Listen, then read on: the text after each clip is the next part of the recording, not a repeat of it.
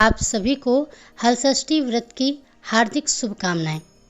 जय हो छठी मैया, जय हो हलछठ माता। आज के इस वीडियो में आप सभी श्रवण करेंगे हलषष्ठी व्रत की बहुत ही सुंदर कथाएं। बहनों, हलषष्ठी व्रत केवल एक पूजा नहीं है, बल्कि एक माँ के विश्वास और ममता का प्रतीक माना जाता है।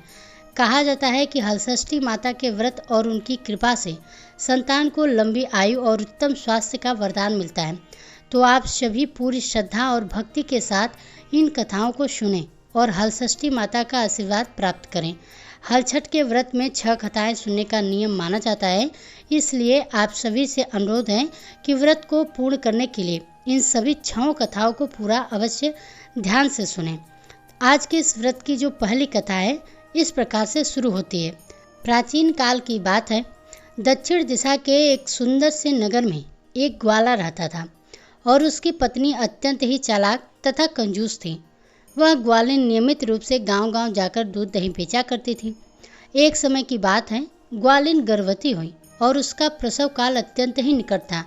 एक ओर वह प्रसव से व्याकुल थी, तो दूसरी ओर उसका मन दूध दही बेचने में लगा हुआ था। उसने सोचा कि यदि मेरा प्रसव हो गया तो दूध दही यूं ही पड़ा रह जाएगा। यह सोचकर उसने दही के घड़े सिर पर रखे और बेचने के लिए निकल दी। किंतु कुछ दूर पहुंचने पर उसे असहनीय प्रसव पीड़ा होने लगी और वह एक झरबेरी की ओट में चले गए। वहां उसने एक सुंदर बालक को जन्म दिया। वह बच्चे को वहीं झाड़ के निकट छोड़कर पास के एक गांव में दूध दही बेचने चले गए। संयोग से उस दिन हलषष्ठी का व्रत था। ग्वालिन ने गाय और भैंस से मिश्रित दूध को केवल भैंस का दूध बताकर भोले भाले गांव वालों को बेच दिया, क्योंकि हलषष्ठी के व्रत में गाय का दूध सेवन नहीं किया जाता है। उधर जिस झरबेरी के नीचे उसने अपने बच्चे को छोड़ा था, उसके समीप ही खेत में एक किसान हल जोत रहा था। अचानक उसके बैल भड़क उठे और हल का फल बच्चे के सिर में घुसने से वह बालक मर गया। इस घटना से किसान बहुत ही दुखी हुआ। फिर उसने हिम्मत और धैर्य से काम लिया। उसने झरबेरी के कांटों से ही बच्चे के घाव को लगाया और उसे वहीं छोड़कर चला गया। कुछ देर बाद ग्वालिन दूध बेचकर वहां पहुंची तो उसने अपने बच्चे की ऐसी दशा को देखकर उसे समझते देर नहीं लगी कि यह सब उसके पाप की ही सजा है। वह सोचने लगी कि यदि मैंने झूठ बोलकर गाय का दूध ना बेचा होता और गांव की स्त्रियों का धर्म भ्रष्ट ना किया होता तो मेरे बच्चे की यह दशा न होती। अतः मुझे लौटकर सारी बातें गांव वालों को बताकर प्रायश्चित करना चाहिए। ऐसा निश्चय कर वह गांव में पहुंची, जहां उसने दूध दही बेचा। वह गली गली घूमकर अपनी करतूत और अपने फलस्वरूप मिले दंड का बखान करने लगी। तब स्त्रियों ने अपने धर्म की रक्षा के लिए और उस पर रहम खाकर उसे क्षमा कर दिया और आशीर्वाद दिया। बहुत सी स्त्रियों और आशीर्वाद लेकर जब वह दोबारा झरबेरी के नीचे पहुंची तो यह देखकर आश्चर्यचकित रह गई कि उसका पुत्र जीवित अवस्था में पड़ा है। तभी उसने स्वार्थ के लिए झूठ बोलने और ब्रह्म हत्या के समान समझा। कभी झूठ ना बोलने का प्रण लिया। वह ग्वालिन उसी दिन से हलषष्ठी माता का व्रत तथा पूजा करने लगी। अतः अब उसका जीवन सुखमय जीवन व्यतीत होने लगा। बोलिए मित्रों, हलछठ माता की जय। अब सुनते हैं दूसरी कथा। प्राचीन समय की बात है, बहुत ही महान राजा थे जिनका नाम था सुभद्र और उनकी रानी का नाम था सुवर्णा। इन राजा और रानी का एक पुत्र था जिसका नाम हस्तसेन था। बालक हस्तिसेन बहुत ही प्रतापी और प्रसिद्ध था। उसके नाम से ही हस्तिनापुर नगरी बसाई गई थी। हस्तिनापुर में राजा सुभद्र और उनकी पत्नी सुवर्णा सुखपूर्वक राज्य करते थे। एक दिन हस्तसेन की दाई, जो बच्चे को पालती हैं, अपने पुत्र के साथ गंगा स्नान के लिए जा रही थी। तो बालक हस्तसेन बोले, अम्मा, मैं भी आपके साथ गंगा स्नान के लिए जाऊंगा। और इस प्रकार वह दाई के साथ गंगा स्नान के लिए चले जाते हैं। जब दाई, उसका पुत्र और हस्तसेन सभी स्नान कर रहे होते हैं तो पैर फिसलने के कारण अचानक हस्तसेन नहाते नहाते गहरे पानी में चले जाते हैं। वहाँ उनको एक घड़ियाल मिलता है और वह बालक हस्तसेन को निगल जाता है। दाई और उसका पुत्र बालक हस्तसेन को बचाने का बहुत प्रयास करते हैं, पर तब तक घड़ियाल वहाँ से गायब हो जाता है। जब दाई और उसका पुत्र यह खबर देने के लिए राजा के दरबार में रोते हुए आते हैं और यह बात राजा और रानी को पता चलती है तो वे अत्यंत ही दुखी होते हैं और क्रोधवश दाई के पुत्र को जलती हुई आग में डलवा देते हैं। अपने पुत्र के मृत्यु के शोक में रानी भी अपने प्राण त्यागने का निर्णय ले लेती हैं। परंतु तभी उनके महल में कुछ आकाशवाणी आते हैं और उन आरसी मुनियों के समझाने पर वे दोनों प्राण त्यागने का निर्णय छोड़ देते हैं। राजा रानी अपने पुत्र के वियोग के कारण बहुत ही दुखी रहने लगे। वही दाई राजा के क्रोध के डर के कारण राज्य छोड़कर एक जंगल में जाकर रहने लगे। उस घने जंगल में एक प्राचीन मंदिर था जहाँ शिव जी और माता पार्वती जी और कार्तिकेय जी की मूर्तियाँ थीं। दाई नियमित रूप से उस मंदिर में माता पार्वती और भगवान शिव की पूजा करना प्रारंभ कर देती है। दाई को जंगल में पूजा करने के लिए कुछ भी नहीं मिलता तो वह महुए का फल, गोंदों के चावल और जंगल की जंगली भैंसों के दूध से भोग लगाकर पूजा करने लगी। दाई पहले भगवान को सभी चीज़ें अर्पित करती, भोग लगाती और फिर बाद में उन्हीं सारी वस्तुओं का सेवन कर लेती। पलाश की लकड़ी पर कुश के घास से एक मड़वा बनाकर दाई उसी मंदिर के पीछे निवास करते थे। काफ़ी दिनों तक दाई नियमित रूप से यही काम करती रही। एक दिन भगवान शिव ने उसको स्वप्न में आकर बताया कि मैं तुम्हारे भक्ति भाव से बहुत ही प्रसन्न हुआ।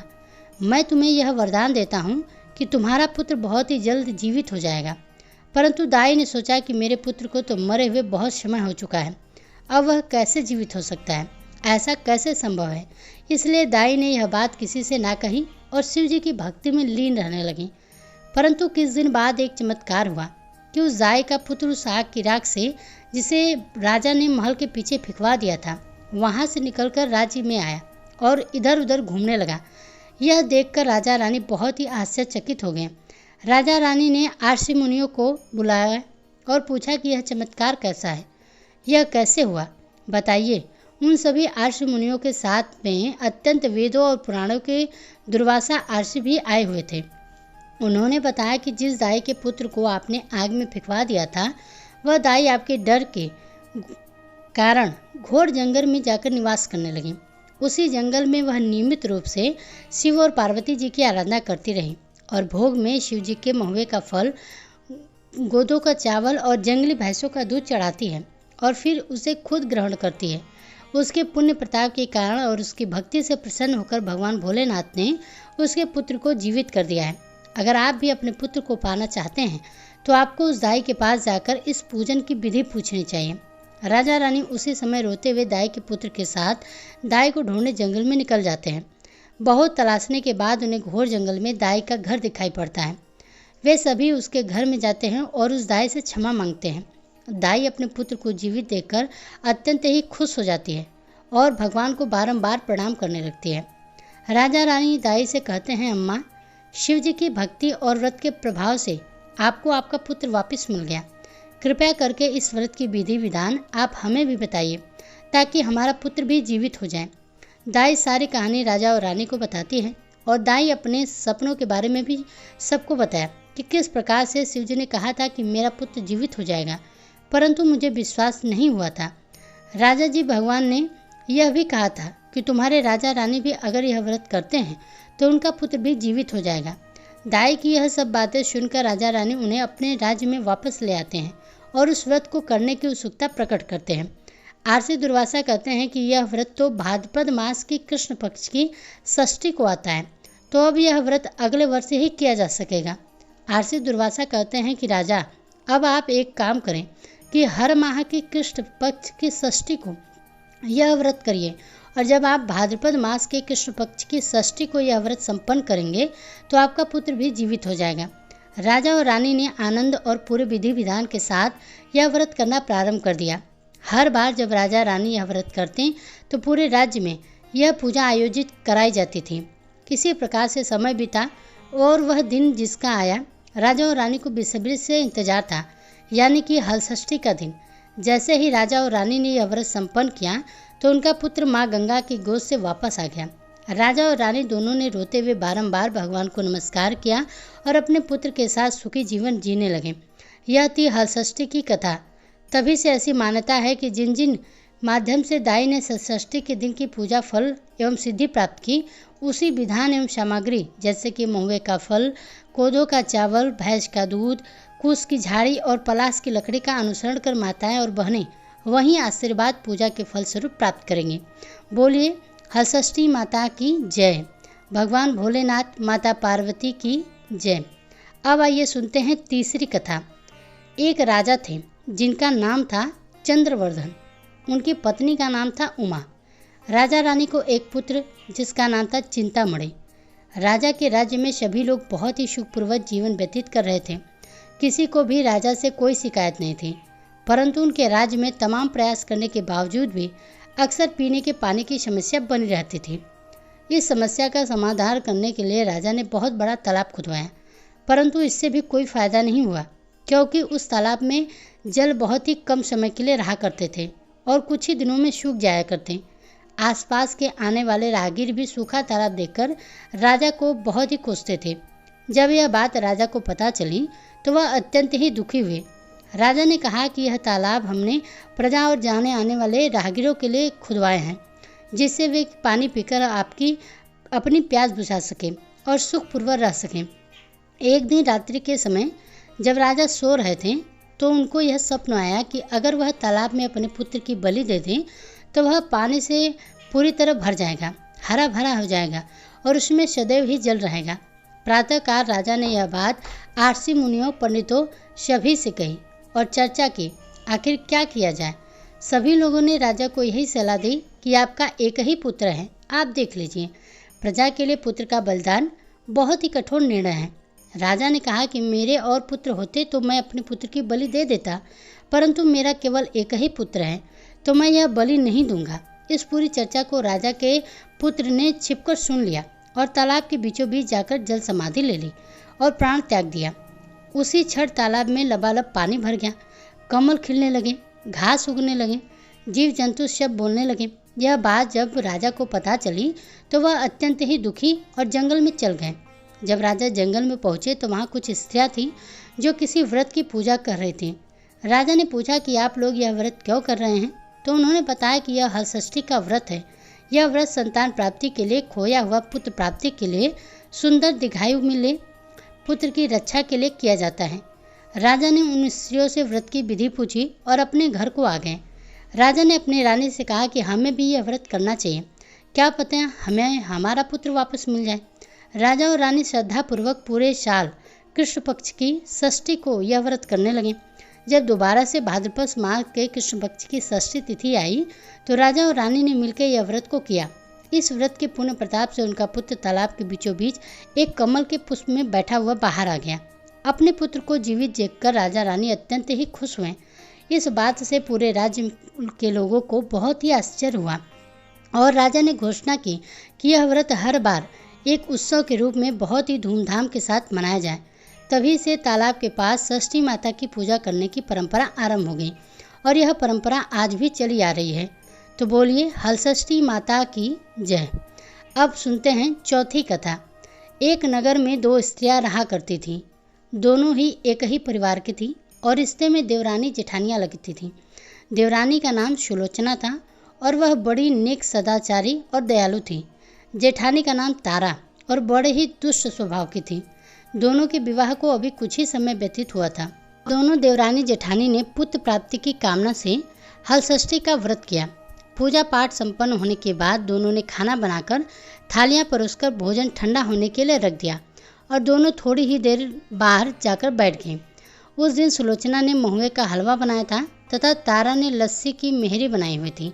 तभी अचानक से कुत्ते ने उनके घर में घुस जाते हैं और खाना खाने लगते हैं। जब अंदर से छप छप की आवाज़ आती है तो दोनों घर के भीतर जाकर देखती हैं कि उनका भोजन तो कुत्ते खा रहे हैं। यह जब सुलोचना ने देखा तो उसने कुत्ते को भोजन करने दिया और कुछ नहीं बोली और बर्तन में रखा हुआ बचा हुआ हलवा भी उसके आगे डाल दिया।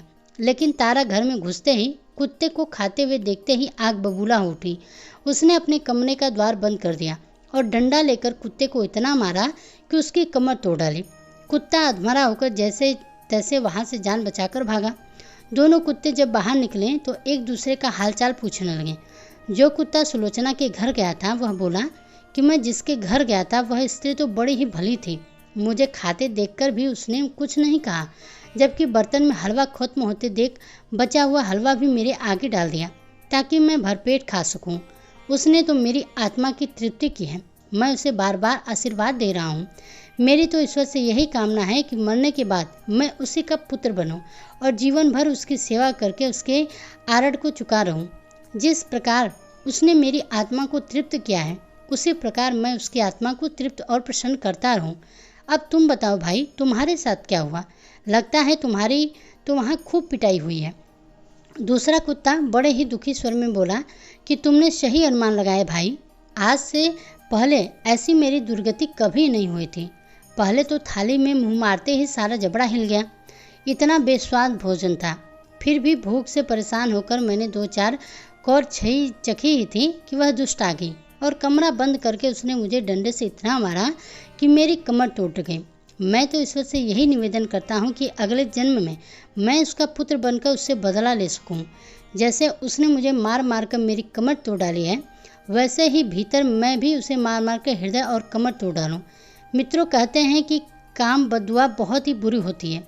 इसी के साथ ही दूसरा कुत्ता शीघ्र ही मर गया और मरकर उसने तारा के घर में पुत्र के रूप में जन्म लिया। पुत्र रत्न पाकर तारा बहुत ही खुश हुई। पुत्र को लेकर उसके मन में बड़े बड़े सपने सजाए, परंतु दूसरे ही दिन जब वह घर में हलषष्ठी का पूजन हो रहा था, तब वह लड़का मर गया। तारा की तो पूरी दुनिया ही उजड़ गई। वह बहुत दहाड़े मार मार कर रोने लगी, मगर क्या किया जा सकता है। जैसे तैसे उसने अपने सीने पर सब्र का पत्थर रखा। फिर तो क्या हुआ कि हर वर्ष उसका लड़का होता और हलषष्ठी के दिन मर जाता। जब 3-4 बार ऐसा हुआ तो तारा को इस पर संदेह हुआ कि आखिर मेरा लड़का हलषष्ठी को ही क्यों मर जाता है। फिर एक रात तारा ने सपने में उसी कुत्ते को देखा। कुत्ते ने कहा कि मैं तुम्हारा पुत्र बनकर मृत्यु को प्राप्त कर रहा हूँ। तूने मेरे साथ जो व्यवहार किया था, मैं उसी का बदला ले रहा हूँ। तारा बहुत दुखी हुई और उसने अपने किए का प्रायश्चित करने का उपाय पूछा। तब कुत्ते ने बताया कि अब से हलषष्ठी के व्रत में हल से जुता हुआ अन्न तथा गाय का दूध ना खाना, भुनी हुई बाली और धूल हलषष्ठी में चढ़ाना, तब कहीं जाकर मैं तेरे घर जीवित रहूँगा। तारा ने ऐसा ही किया और वह हलषष्ठी के प्रभाव से उसकी संतान जीने लगी। तभी से संतान कामना और सुख सौभाग्य के लिए यह व्रत किया जाता है। तो बोलिए हलषष्ठी माता की जय। अब आइए सुनते हैं 5वीं कथा। दक्षिण दिशा में पहाड़ों के बीच सघन वन में एक गांव बसा हुआ था। उस गांव में एक धनी भिलनी निवास करती थी। उस भिलनी की एक दासी थी जो बड़े ही सुंदर स्वभाव की थी। उसके 2 सुंदर रूपवान बालक थे तथा मालकिन भिलनी के 5 लड़कियां थीं। भिलनी दासी के दोनों सुंदर पुत्रों को बहुत ही प्यार करती थी। इस प्रकार भाद्रपद मास के छठ को भिलनी ने दासी को जंगल से लकड़ी लेने को भेज दिया। दासी लकड़ी लेने जंगल गई। इधर उसके बच्चों का गांव में लड़कों से झगड़ा हो गया और उन्होंने दासी के बच्चों को मार डाला। भिलनी ने दुखी होकर उन्हें गांव के बाहर ले जाकर जला दिया और उनकी अस्थियां लेकर घर आई। उधर दासी वन से लकड़ियाँ लेकर घर जब वापस आई तो नदी के किनारे मुनि के आश्रम में 5 स्त्रियों को पूजा करते हुए देखकर उनसे स्त्रियों के साथ बड़े ही प्रेम से माता की पूजा की और अपने बच्चों के कल्याण के लिए माता से प्रार्थना की। उसने माता के इस व्रत को सादा करने का संकल्प लिया। जब वह लकड़ी लेकर वापस चली तो गांव के समीप पहुंचकर देखती है कि उसके दोनों बच्चे खेल रहे हैं। उसने दोनों बच्चे को प्रेम से गोदी में उठा लिया और अपने घर ले आई। मालकिन भिलनी ने यह देखकर चकित होकर पूछा। तब दासी माता के व्रत तथा पूजा का सब हाल कह सुनाया। माता के व्रत का प्रभाव देखकर मालकिन ने भी यह व्रत करने का संकल्प लिया और सुखी हो गई। अब सुनते हैं छठी माता की अंतिम कथा। उज्जैन नगरी में एक पुरुष की 2 स्त्रियां थीं, रेवती तथा मानव। भाग्य से मानव के 2 लड़के थे, परंतु रेवती की कोई संतान नहीं थी। मानव के 2 लड़कों को देखकर वह हमेशा ईर्ष्या से जला करती थी। एक दिन ईर्ष्या के वशीभूत होकर वह मानव से बोली कि हे बहन, तुम्हारे पिता बहुत बीमार हैं, उन्होंने तुम्हें देखने के लिए बुलवाया है। अभी एक राहगीर यह संदेश देकर गया है। यह सुनकर मानव अपने दोनों पुत्र रेवती को सौंपकर पति की आज्ञा लेकर अपने पिता के घर चली गई। इधर रेवती ने शौत के दोनों लड़कों को मारकर गांव के बाहर जंगल में फेंक दिया। उधर मानव पिता को सकुशल देखकर चकित हुई और अनिष्ट की आशंका से वापस लौटने लगी। तब मानव की माता बोली, हे बेटी, आज हलषष्ठी माता का व्रत है, अतः आज मत जाओ। बात सुनकर मानव ने व्रत रखकर शाम को हलषष्ठी माता का पूजन किया और प्रार्थना की कि हे माता, मेरे बच्चों को संकट से बचाए रखना तथा दीर्घायु करना। दूसरे दिन वह माता पिता को प्रणाम करके अपने घर को चली गई। गांव के बाहर अपने बच्चों को खेलता देखकर सोचने लगी कि मेरे बच्चों को यहाँ कौन लाया। तब बच्चों ने कहा कि हमें तो विमाता रेवती ने मारकर यहाँ फेंक दिया था। सायंकाल देवकी माता आकर हमें जीवन दान दे। इसे हलषष्ठी माता की कृपा मानकर मानव माता को गुणगान करती हुई अपने घर आई। गांव की सभी स्त्रियां सुनकर आश्चर्य करने लगी और उसी दिन से सभी हलषष्ठी माता का पूजन तथा व्रत करने लगी। तो भक्तों, यह थी हलषष्ठी व्रत की 6 प्रमुख कथाएं। तो प्रेम से बोलिए हलछठ माता की जय हो। भक्तों, आशा करती हूँ आज की ये व्रत कथा आपको पसंद आई होगी। पसंद आई हो तो वीडियो को लाइक कीजिएगा। इसी तरह से व्रत कथाओं को सुनने के लिए हमारे चैनल को सब्सक्राइब भी जरूर कीजिएगा।